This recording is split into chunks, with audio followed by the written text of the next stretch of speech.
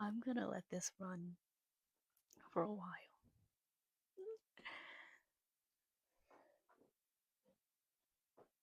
I'm okay. Okay. Sometimes I wonder what it's like to have a podcast. And maybe this is it. Maybe. Okay. ASMR time. ASMR. Today, I want to talk about the fear of being perceived. I used to have this fear a lot in college. Maybe I still do have this fear, uh, the fear of being perceived, because what it comes down to, I think, is social anxiety. Social anxiety and the fear of being perceived are kind of interchangeable. I sort of define it the same way, but I'm pretty sure there is a clinical definition of social anxiety that I don't want to touch on, but I will uh, talk about this. So today I'm sitting down and I'm remembering conversation back in college. We have some abnormal conversations in college. So we're talking about how normal is it to want attention from the opposite sex? How normal is it?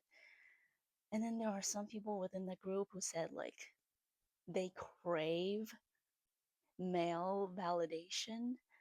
And then there are some people who are like, it's kind of like normal to like want some attention or want some validation to, I don't know, want compliments from the opposite sex.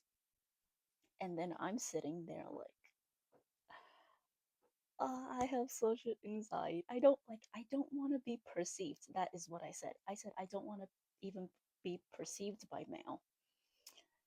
And as I'm sitting here, I am wondering and I'm trying to unpack why all my life I have this fear of being perceived.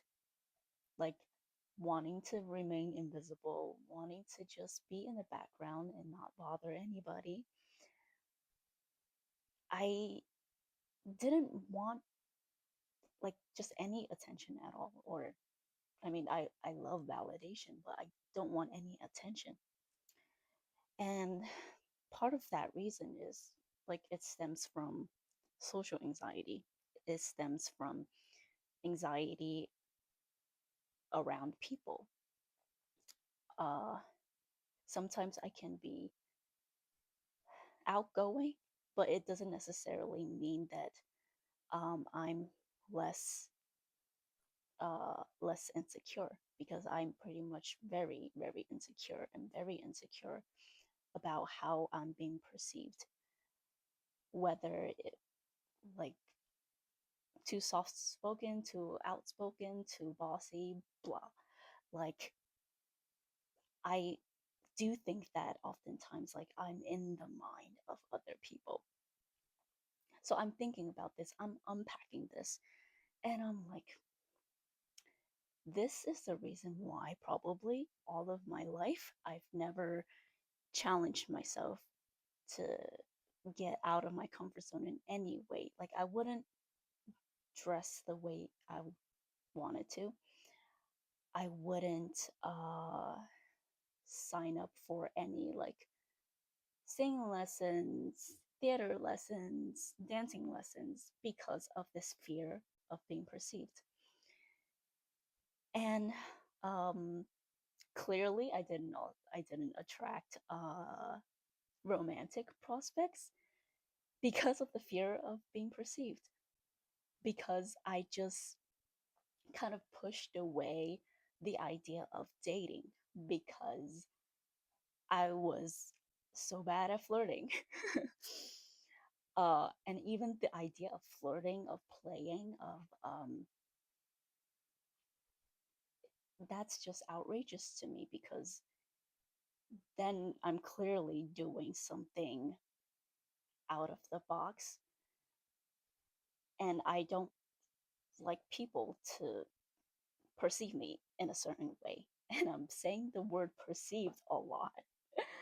Uh, and because of this fear, I have no impact in my life. I don't have the relationship that I want. I don't have the career that I want because usually in a job, in any job, you need to have the confidence to approach the manager to say, to explain like why you're fit for the job, right? But because I was so afraid, uh, that's what I will never be able to do that. I was never able to do that. Like I was so quiet to myself, sort of in the background. I completely faded into the background. Like people did not pay attention to me at all. But that was how I felt safe. That really was how I kept myself safe. Um, and so this fear of being perceived is a much bigger problem than the conversation subject, which is about what is it about how normal it is to want attention from guys. I realize how much this is actually affecting my life. And so I'm sharing about it.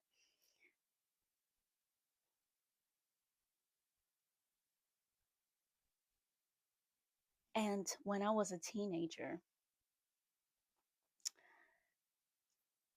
I was struggling with identity, like most teenagers, right? So whenever uh, I want to dress a certain way, I'd be like, "Oh, this outfit fits me really, really well, and I want to be able to wear this out." But again, this fear of being perceived gets in the way of like, what if people look at me differently? What if people look at me as weird? And this is what we're gonna talk about today because my teenage self would want me to say this to her because this is very difficult, and I am going to maybe share some tips on how to deal with kind of this fear. Mm,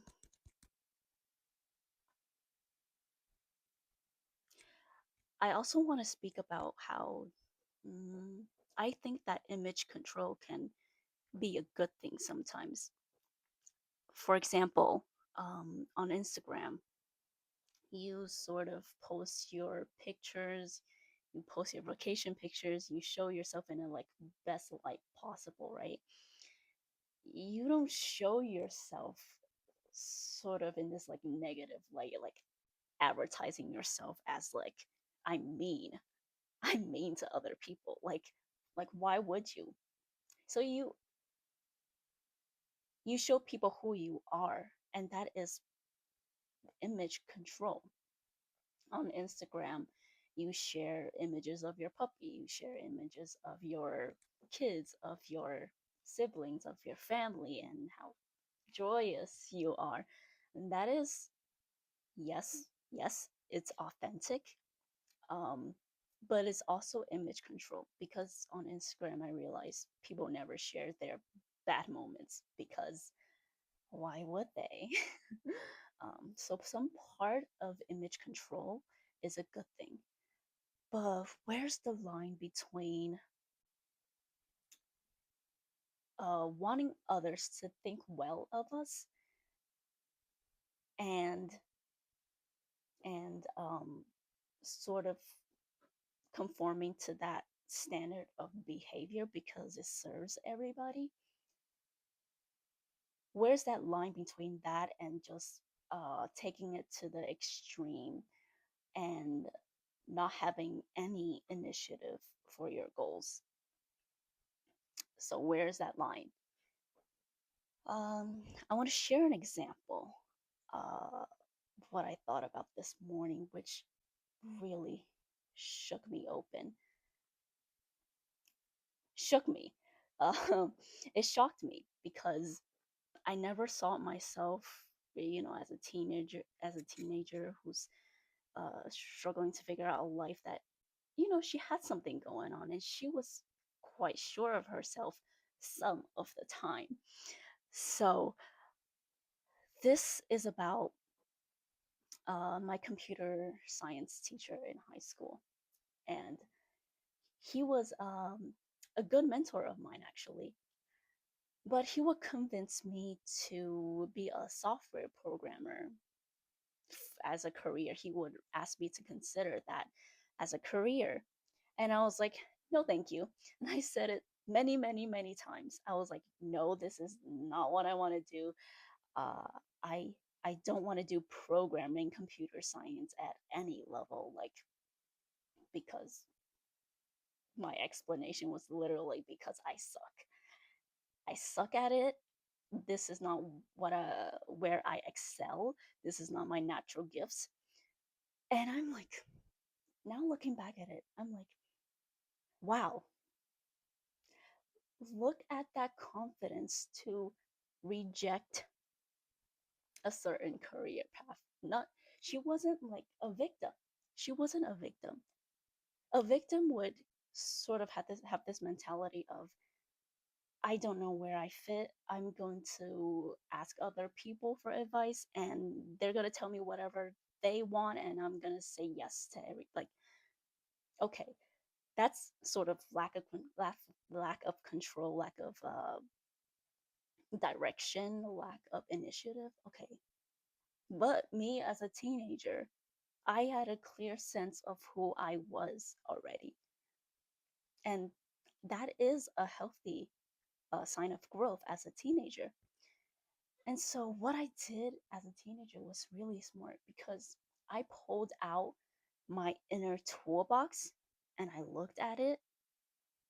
I look at, these are my strengths, these are my weaknesses, and I look at this picture of the toolbox that's inside of me, and I pull it out and I look at who I am.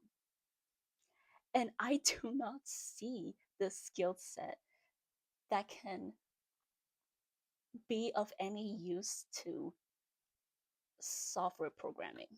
And it's just not for me. And it's okay because I think that I was born with certain gifts and abilities that other people don't have. And other people are also born with certain gifts and talents that I don't have. So why not use it? And I don't really believe in the idea of conforming and working on your weaknesses because you only have better weaknesses than, okay. And that is where I'm going to leave off with that. But I was actually very sure of myself and it never dawned on me. And the other day I sat with myself and was like, where is this part of me who uses her inner resources to guide her to say no to that and yes to that? Where's the inner toolbox? And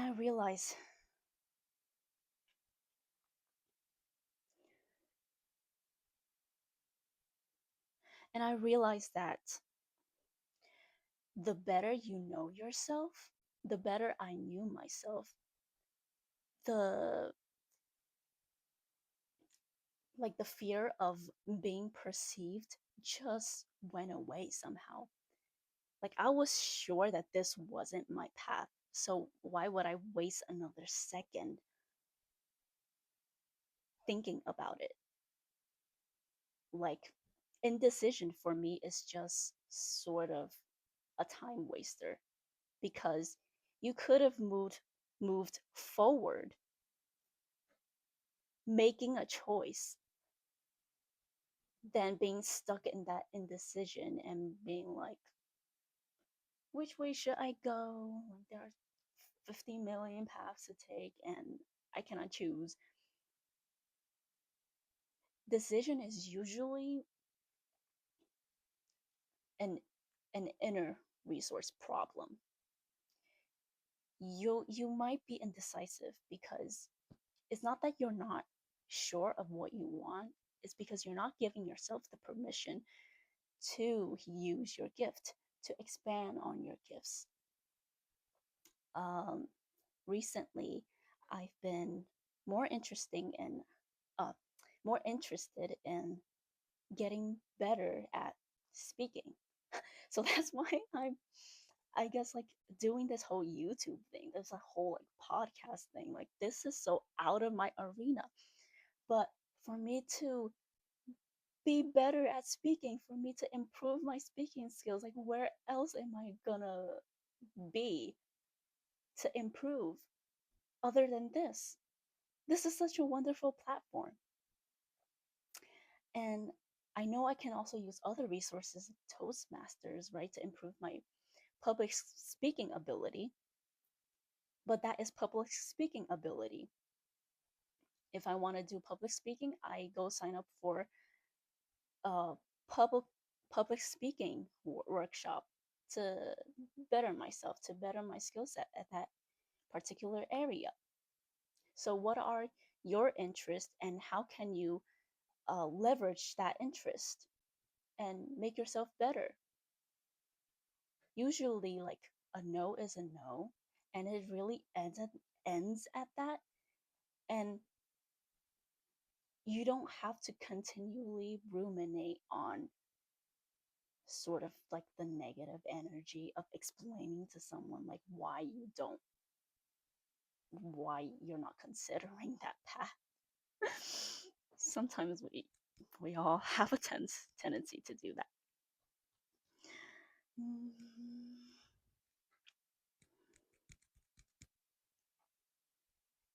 And also, like, yeah, the fear of being perceived at that moment just like was gone from me because I know my values. I had an inner compass that was so strong that nobody could tell me what I should be doing. And I think I know best at what I should be doing.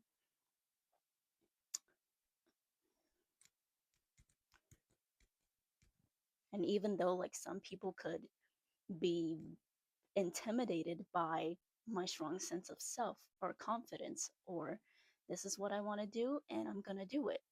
They might be intimidated, but it saves so much time and energy. And when you look at life, like the short span of life, what makes you want to not use your time well? I mean, time is our most important resource.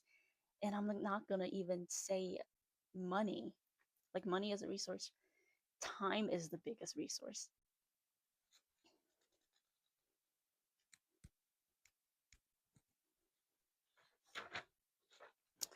What else? What else? Oh, and I guess, okay, this is what I most want to tell my teenage self.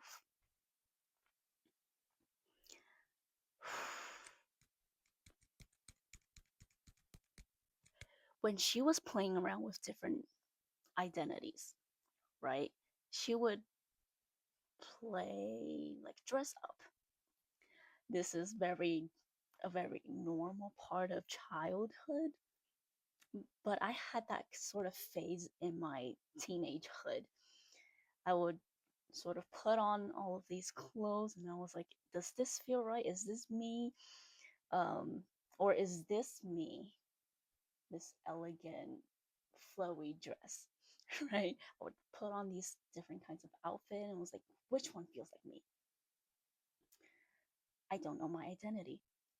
So the thing I would see her do is that like this dress reminds me of this influencer that I saw on social media, and she's wearing this dress and I want to look like her, and so I'm wearing this dress, I'm feeling like her instead of me. But somehow like outfit doesn't really feel much like me at all. It feels like I was trying to imitate somebody else rather than feeling like myself. So a lot of the time I had this sort of back and forth, like, I don't know who I am. I'm trying to be like somebody else through clothing, through the things that I wear. And I realize I cannot be like her. I cannot be that influencer. The way I speak, the way that I dress or pick my outfits, the way that my body says yes to this outfit and no to that outfit. Your body is so smart. And I would definitely like say to her, your I think your body knows what style would fit best for her,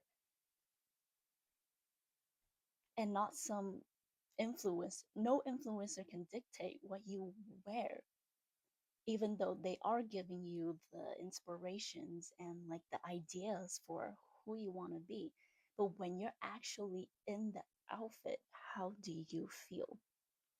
And your body has to scream, yes, yes, this is me. Like when I wear this, I it's a whole body light up. It's not just I am trying very hard to be someone that I'm not. Oof, I think we all have that phase. There's only one of them and there's only one of me. So, like, I have my unique sense of fashion as well. Um, and I'm working on my fashion. I don't like wearing all black a lot of the time, but apparently I do most of the time. So, and now I definitely want to explore like colorful wardrobe instead of just wearing all black, you know? In school, like this is my typical outfit. I just full on like all black.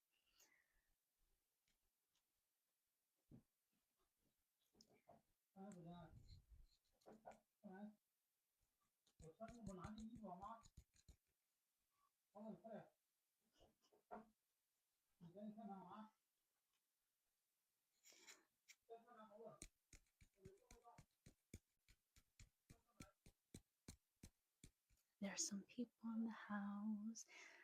I'm waiting for the news to go on. Okay.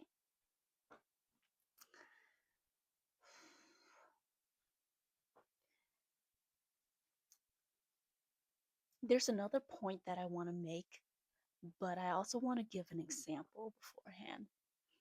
So, my cousin, the cousin that I live with currently, she said something that now I look back on and I'm like, I'm a little mind blown by her, just her ability to prophesize the future, but I'm gonna hold that thought. So she says something like, I have a feeling that in the future you're gonna do something related to speaking or using your voice in some way. At first, I thought like using your voice. Oh, I love singing. I think maybe, but specifically, she said speaking. And I was like, this makes no sense. It does not make sense. You know why? Because every time I talk, I stutter. I stutter. I can't come up with words. I don't know how to fill in my sentences and I get awkward and it's all weird and stuff. And she said, you're gonna do speaking? Seriously? And I'm like, seriously? No way. Maybe she was inspired by, a graduation speech that I did, but even in the graduation speech, I was like holding on to dear life on the paper, on the speech that I wrote, like I was not even present with the audience at all. Okay. And she said this. I was like, no, no, you're wrong. You're wrong. Okay. And then fast forward, a friend of mine, a close friend of mine, said this to me. She said, in the future, I think, but she's not prophesizing. She's just like, your ability to make any ordinary moment, your ability to sort of make that and talk about it in a way that makes it so extraordinary. Like you have something like incredible to say. Or the fact that you can make a story about you going to the grocery store, you can make that into like a grand moment for you. I think you are such a like compelling speaker. And I was like, okay, like thank you, but also what? No, had no idea. Um, so these two moments are, I think, personal breakthrough moments for me. Again, I don't think I can speak naturally for the life of me. Like all my life, I was a heavy stutterer and really cannot finish a sentence. But in my most natural state, I guess, when I'm not nervous or when I'm not freaking out about a presentation or a public speaking event, when I'm just naturally conversing with my friends, they all say this to me. They all say, like, you make an ordinary moment, something so ordinary, and you're able to say it in a way, like, tell the story in a way people can digest it. It's entertaining.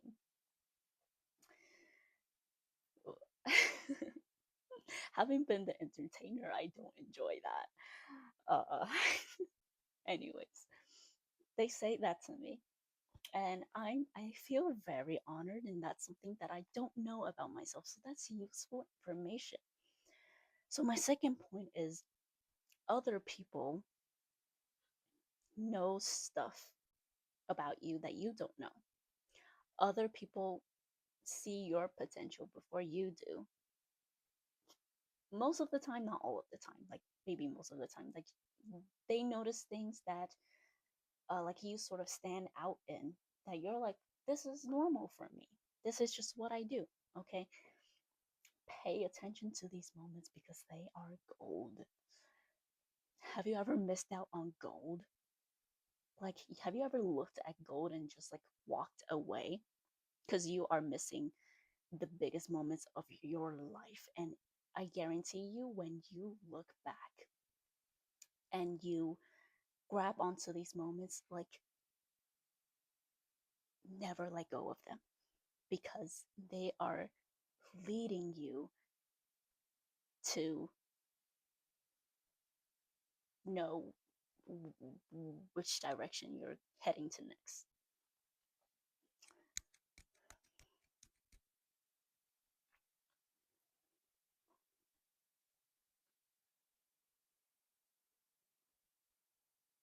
And also, it also taught me this, like, people usually don't see you in a negative light that you do.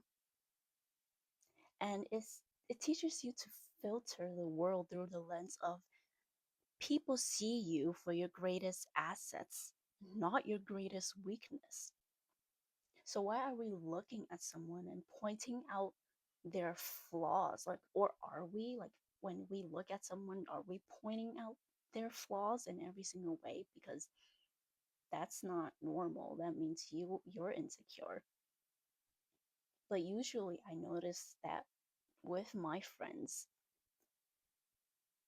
they're usually the one to say things like, you have great potential in this area. How about you expand on this? Right? It really changes the way I see the world. And I now like look at the world through this filter of people will look at other people that they admire, or that they see, people only see like confidence and magnetism. They are drawn to that, so they will only want to pay attention. As I was saying, imagine walking to a room and scanning for the people who wants to be hidden, and criticizing them for being that way. Nobody's gonna do that. Nobody. When you walk to a room, you make friends. I don't know how you make friends, but when I make friends, I usually like talk to someone who looks like they are available to talk to, right? It's the kind of same logic. Like, people don't point out, magnify your flaws, even if you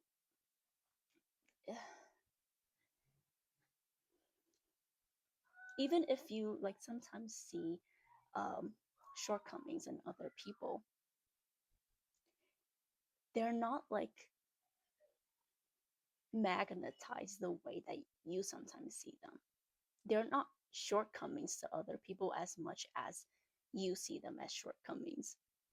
Usually, they're not that noticeable unless you unless you point it out. Nobody noticed my zit on my forehead unless you point it out. So that is sort of like the filter we go through life sometimes, is that everybody's paying attention to my zit on my forehead. Everybody's noticing that uh I stuttered, or I was awkward, so they must have noticed. Like, nobody cares. Nobody cares. And just do your thing. Focus on you. And definitely filter, filter, filter. Like, filter to see the world through a more positive lens, in a way that benefits you. It's not beneficial for me to look at the world through this, like, self-deprecating, like going out everybody's out there to get me. No, the world doesn't work like it hasn't happened. So why am I spinning on worst case scenarios? My mind usually is is my enemy sometimes. And I actually see the world through what really is happening. And what really is happening is that people, most of the time,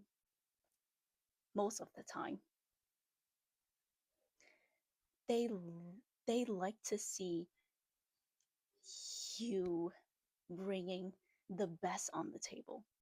They like to see you sort of uh like, assets just feels too like business coded, but I don't like that word. But they want you to put your best foot forward a lot of the time. And don't talk to me about the fear of being perceived right now.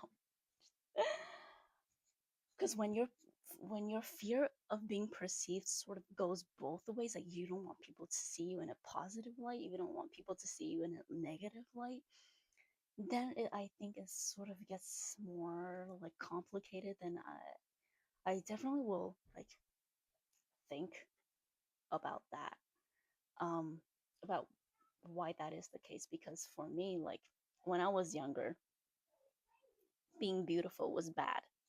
So I again, like, I did not want to be like, I did not want to come across as too beautiful, because I think,